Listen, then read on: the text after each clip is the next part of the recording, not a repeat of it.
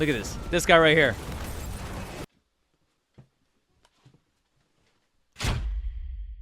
So when I did my initial reaction of Marvel Spider-Man 2 gameplay reveal for the PlayStation Showcase, I was kind of in my feelings because I desperately needed to see Spider-Man 2 after that showcase. You know, it needed a jolt to the kicker, to the heart, like Miles Morales shocks his enemies. That PlayStation Showcase needed that Marvel Spider-Man 2 gameplay, and I was just so stoked to finally see it that I was just in my feels. I was very much riding the hype train, and I kind of may have missed a couple of things, so I wanted to take some time to kind of hop in front of the microphone here, apply all of the different LUTs and overlays over here over to OBS, and kind of break down the entire 12 minutes of this reveal from the PlayStation Showcase. So it's interesting that PlayStation has actually released these clips by themselves. They released the Kraven segment here as its own separate trailer versus the gameplay in a separate video.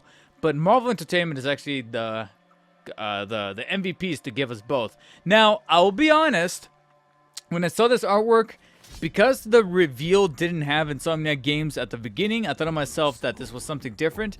But when I saw him walking through the jungle, I'm like, is this Kraven? And I thought that this guy was Kraven, but he wouldn't be this inept. And there you go. So hold on, we actually might have to do our first pause and rewind here because I really want to make sure that we take into account the dialogue here. So the reason why I thought that this was maybe Kraven himself was this leopard print gauntlet or cover that he had on his forearm.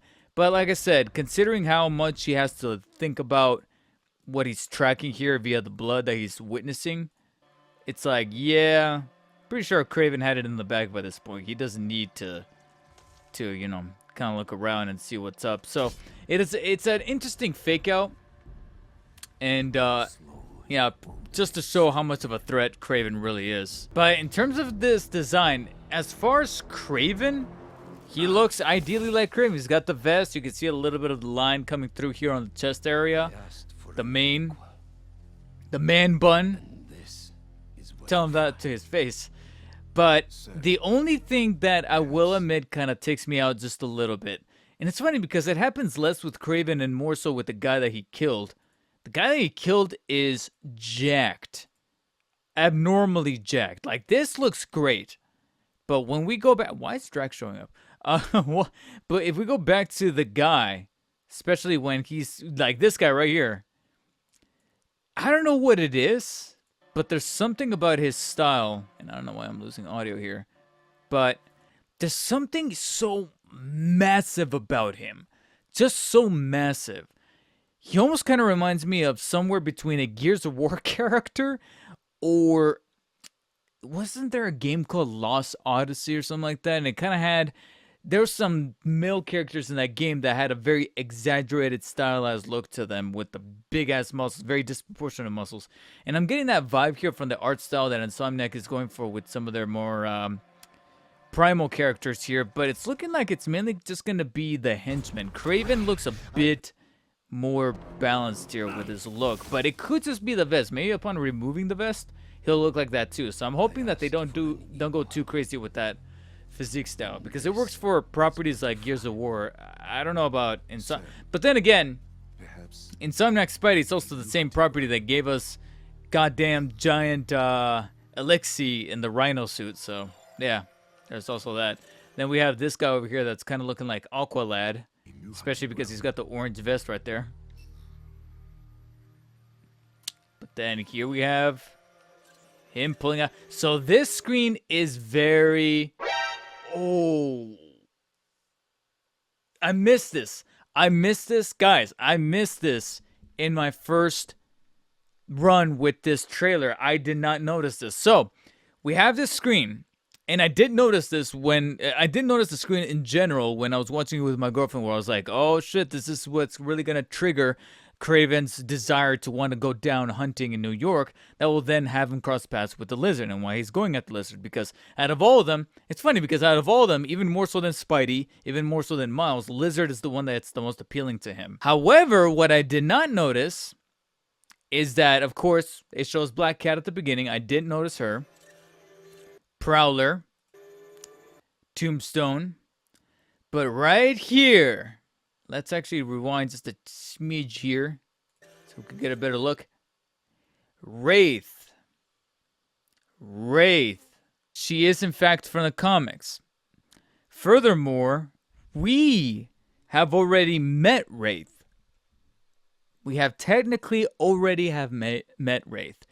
I already know this because I've been doing a little bit of digging recently. I've been doing a bit of my own research for a potential video essay that I'm putting together. I kind of spoiled myself a little bit of a piece of information from the comics that ties over to Wraith. If you guys don't want to know what this is, then you might have to skip ahead a little here. But spoilers for who Wraith's identity is in the comics and who she will likely be here in the game, considering that we technically, like I said, already met her. It's Yuri. Yuri Watanabe, it becomes Wraith.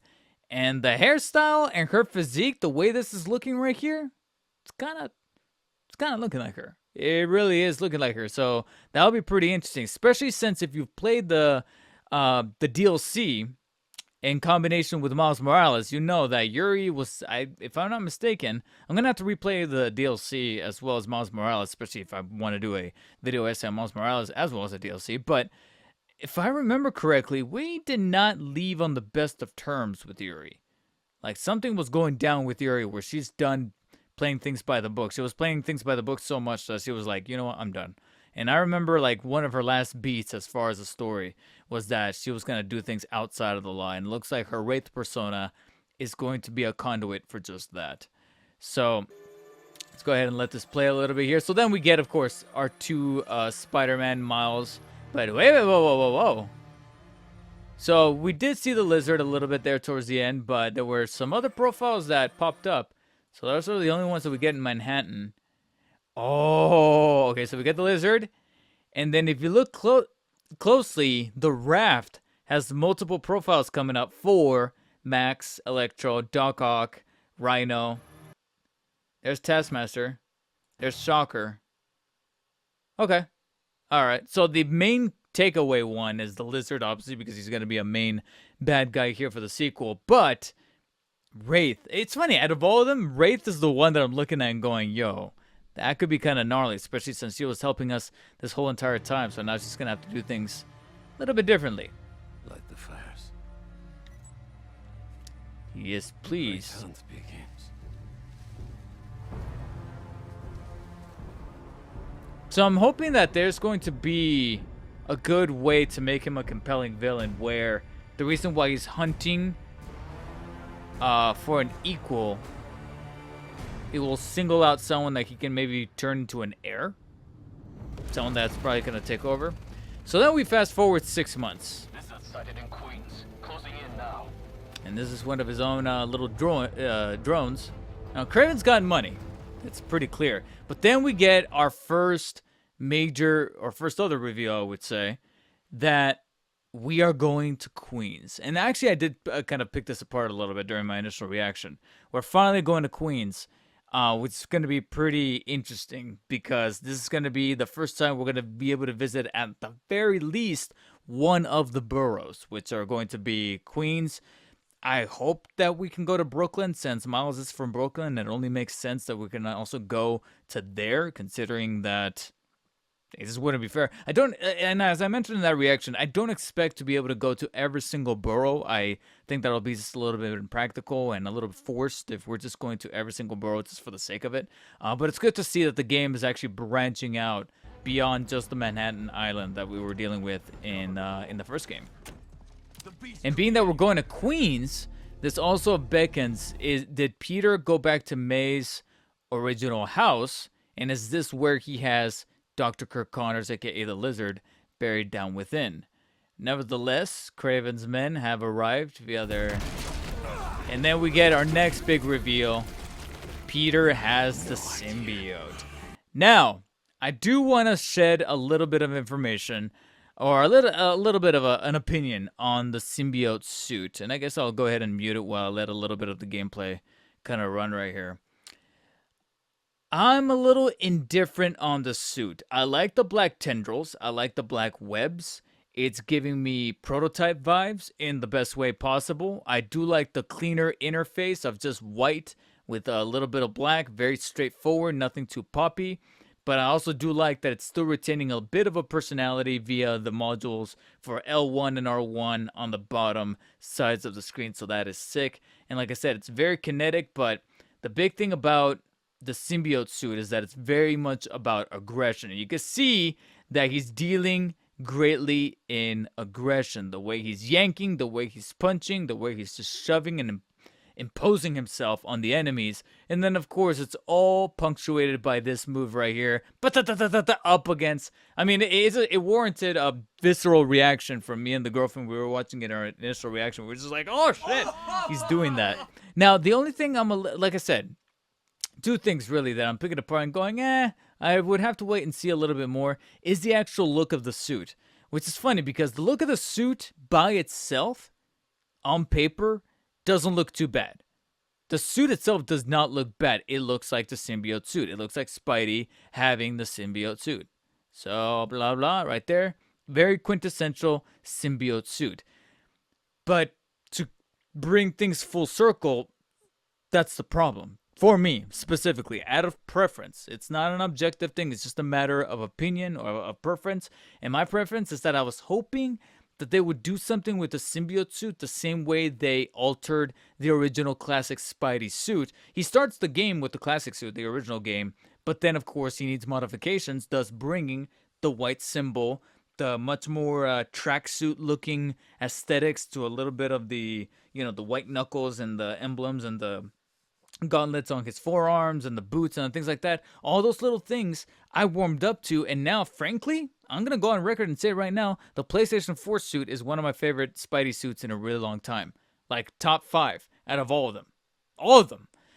So I was kind of hoping that they would do something similar with the symbiote suit, but aside from maybe the shoulder pads, the symbol is very much taken from the comics. The look, even the eyes, it's much more of a comic book look. And like I said, as its own as an isolated picture, as an isolated asset, looks great. In the realm of Insomniac, I was kind of hoping for them to do something a little different with the actual look of the suit. The other thing I also nitpick, the voice. I hear the aggression, I hear the craziness in his voice and how, but it also makes me wonder at this point in the game, how long has he been infected by the symbiote, or how long has he been infected in secret? Because later on, we're going to hear Miles be like, new threads. So that means that this is his first time seeing him with a suit, which means Peter has been keeping it a secret. So let's have it play right here. But the reason why I nitpick is because there's times where it sounds a little over the top.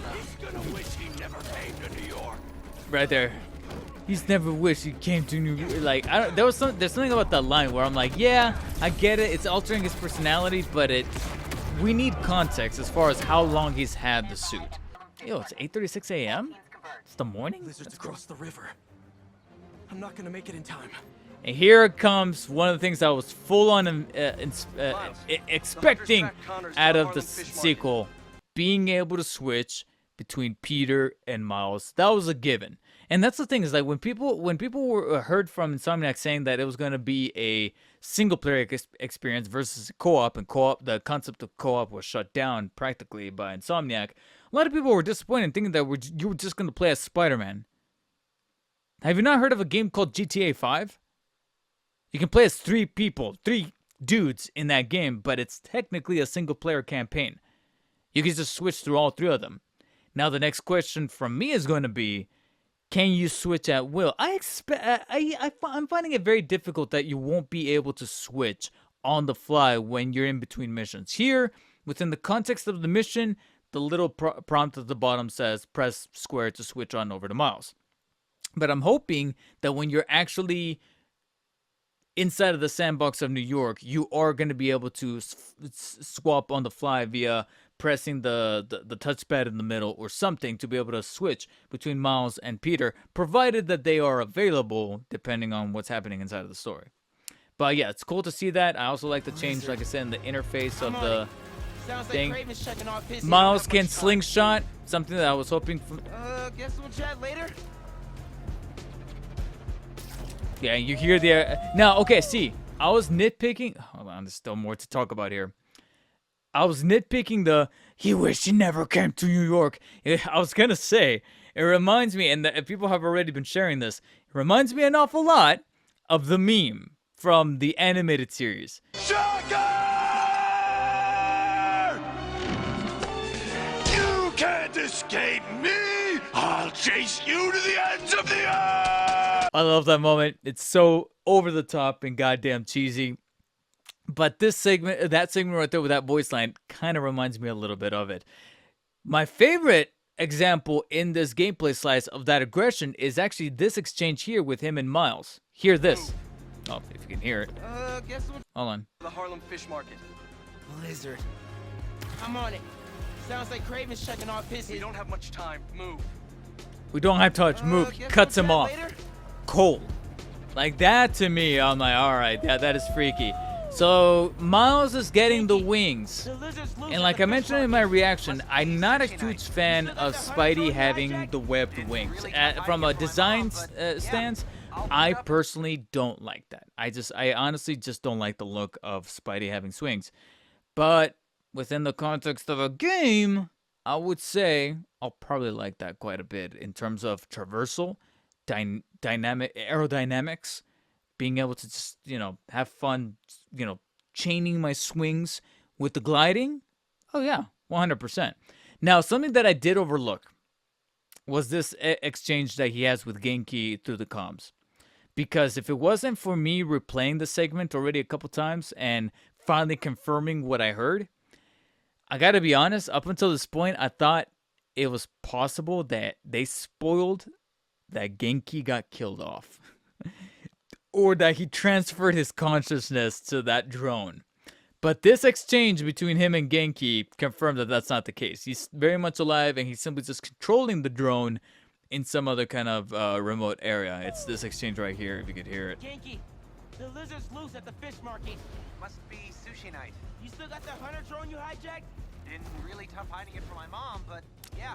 Still got that hunter drone? Yeah, it's been tough finding it from my mom, but yeah, I still got it. I'll meet you there. Like, okay. So he's alive, hiding it from his mom. The reason why there were details here and there that made me go, is he alive? Especially the stomach line later on. He's like, I don't even have a stomach. I'm like, why would you phrase it like that? It kind of makes it sound like he's dead. Cool to hear the Miles theme come back right there. That's awesome. I pointed that out in the reaction. You can make your own webs. That way you can then control the environment and tailor it to your own stealth experience. That is sick. Like I mentioned in that reaction, as I was talking to my girlfriend, taking what was working in the original game, but then just building upon it. What can we improve? What can we add without taking away anything and without losing the big picture of everything else? So he's going to have his own gadgets, or at least a much more broader arsenal of his gadgets, like being able... That's actually one thing that I would try myself to do when I was doing this third playthrough for the video essay of the original Spider-Man, is tying a web trap to then zip a multitude of enemies together into, having it shoot out different threads and then group them all together. Here you can at least do it with 3, but I'm hoping that there's at least an upgrade that will then let you do like 4 or 5 together, and the sky's the limit with that. Here is Miles doing his best impression of the Kamehameha. And even one of the characters says, be careful of his new powers. Not well. All right. And you can chain the electricity. Where are you, That is Connors? sick. Garage might lead to him. So, I also pointed this out when I was doing the reaction. And I even got a comment in that reaction You Connors. that points towards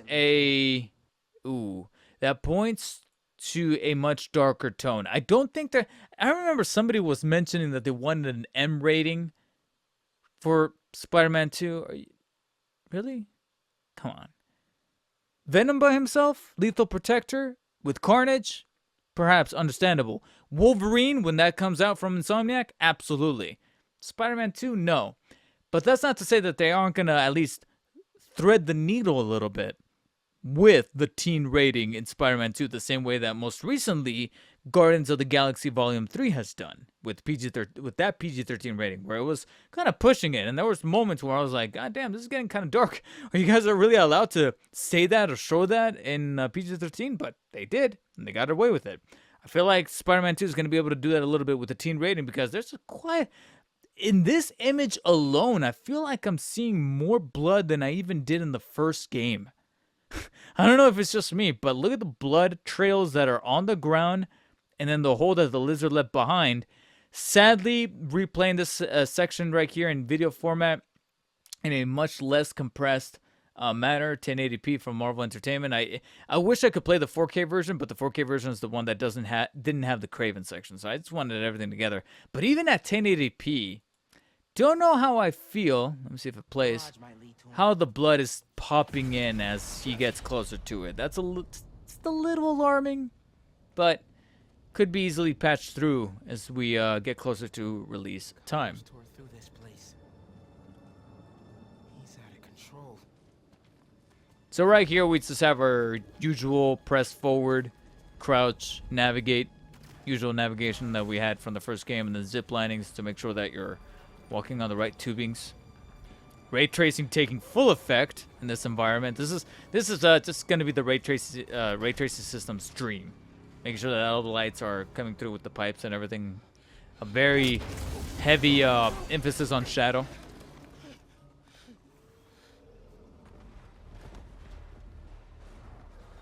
Where am I now? But yeah, I can see a little bit of the ray tracing taking effect on his suit as well, reflecting off the little much more rubbery pieces of his sleeve. How'd you find me? Follow the fish. Drone's picking up Lizard's trail. He's still eating. We can catch him off guard. Genki, get behind And me. like I said, I like the cleaner interface. I noticed that the buttons don't even have the colors on them, but then again, the PS5's DualSense face buttons don't even have that, so it makes sense. It's just his skin. Doesn't that mean he's getting bigger? And then my girlfriend read his mind. Hunger too. It's like, that's crazy.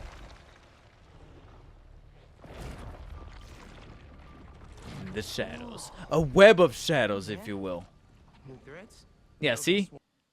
Miles saying new threats. So he hasn't seen them with this setup right here. But at the same time, he's not. Miles is not like, what is that gooey stuff? You know, with the things coming out of you. Like, is there something you have to? He doesn't seem all that shocked as you would come to expect him to be from the alien goose. So he knows about the symbiote, but he doesn't know that Peter has been practically wearing it as a suit this entire time. So that's an interesting development in their friendship. But a lot of people are starting to share this screenshot right here, and look how. Here's the thing, like I said, from a design standpoint, I wish that they would have done something a little bit different with the symbiote suit.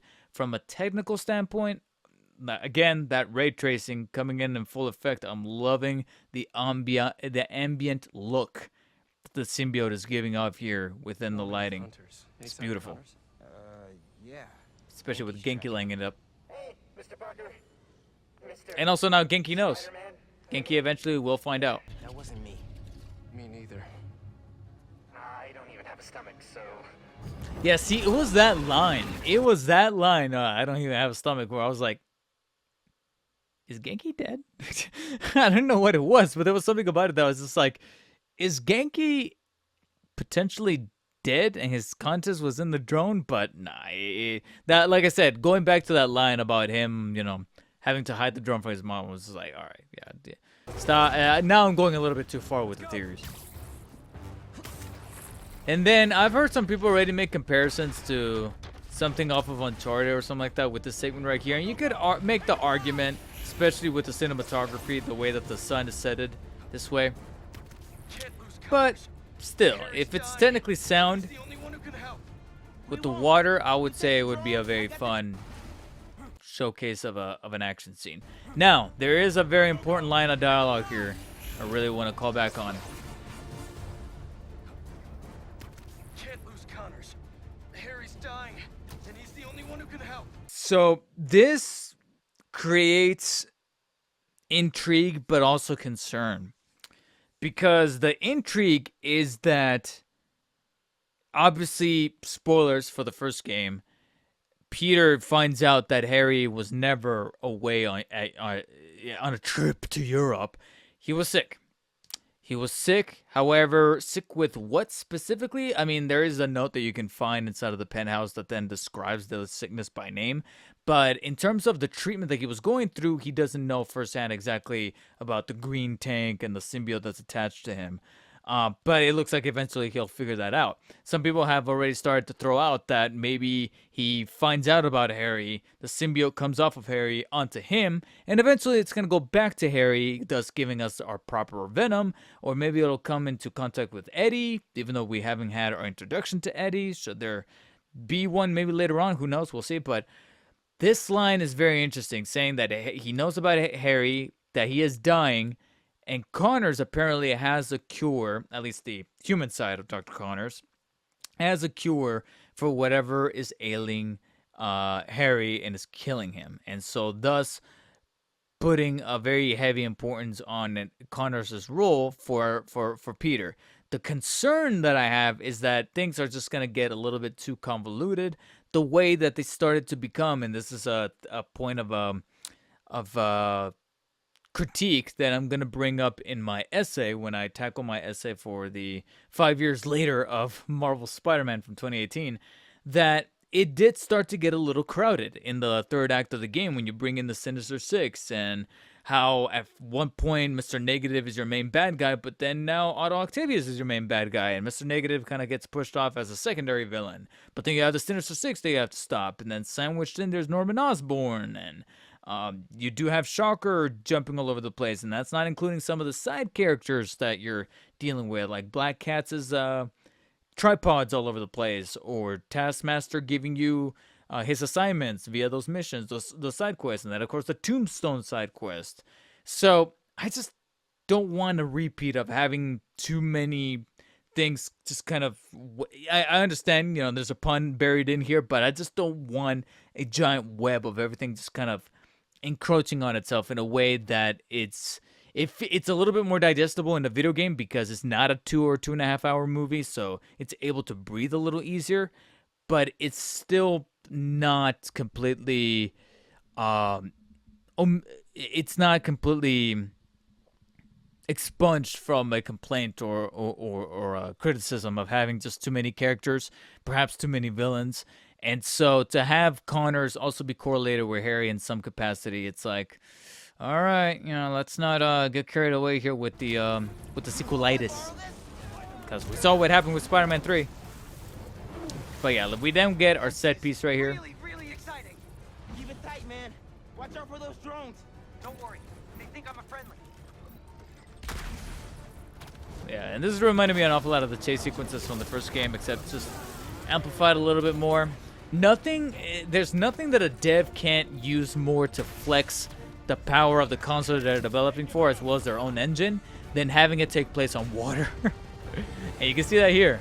There he is. Citizens in Jeopardy. It's funny because when that blew up right there, I thought that they were going to repeat the Homecoming, where he has to pull the ferry together. But then we switch here again, another contextual switch.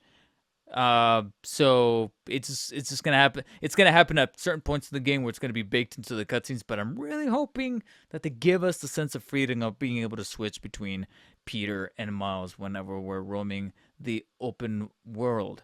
There was one other thing that, I guess we'll talk about it a little bit later, especially when you actually get a really, really good look at him.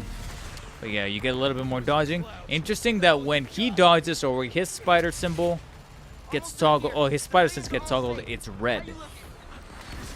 Cause I don't think that, he's got weapons too? Okay, so Peter's gonna have them too.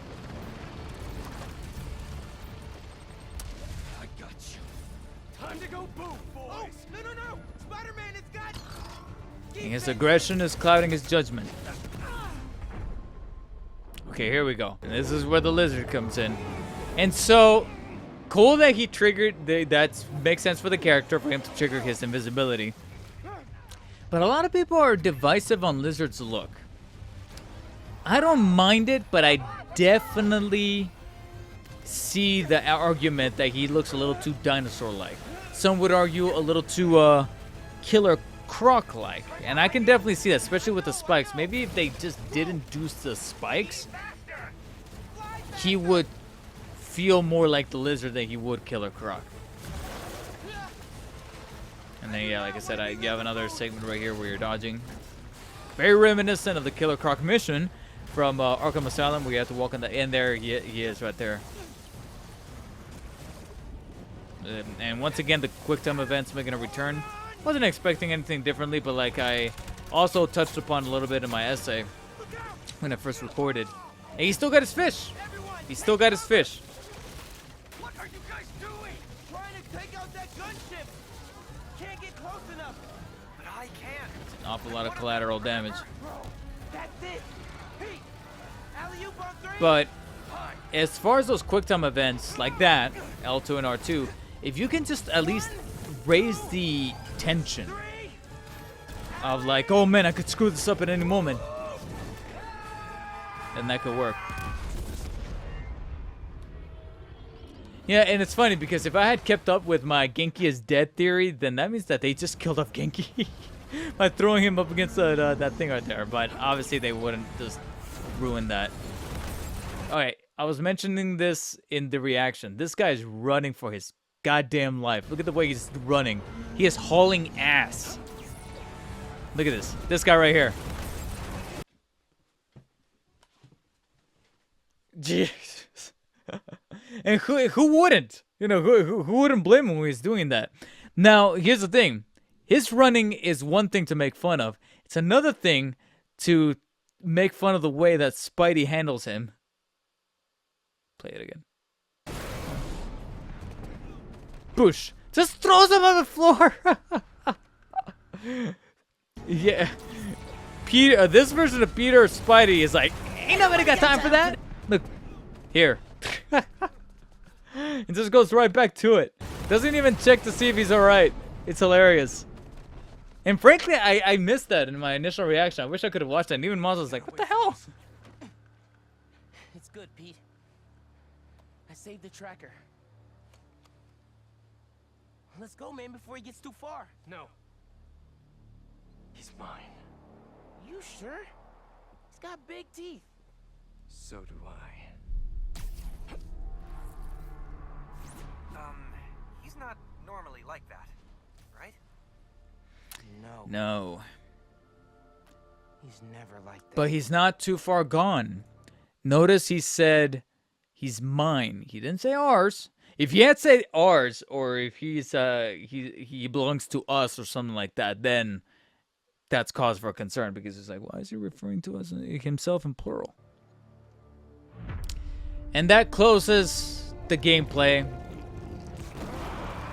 With the symbiote coming in. It almost sounds like there's a secondary voice in there if you listen a little closely when that explodes. Ooh. Who can that be? Tony Todd? Marvel's Spider-Man 2. And then we finally get our proper tagline, because the original had Be Greater. Miles Morales had Be Yourself. We're going back to Be Greater, but this time Be Greater together, putting emphasis on Peter and Miles. Or is it putting emphasis on Peter and the symbiote? Or Eddie and the symbiote? Or Harry and the symbiote? And I can't take the credit for it, but there was somebody on Twitter. It wasn't me.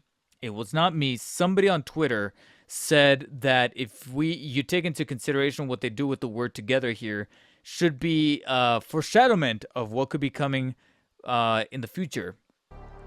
If you play right here, you'll notice the symbiote takes over the together, but then Miles' electricity breaks the symbiote, leading people to believe that we will have an eventual clash between Peter and Miles, with Peter having the symbiote on him, and eventually, I mean, if we're to be realistic here, Miles is probably going to be able to take the symbiote off of Peter, but then that symbiote is going to attach itself either back to Harry, turning him into the Venom, or could it be that maybe Insomniac is going to weaponize the identity of Venom, and it could be anyone underneath there. Who knows?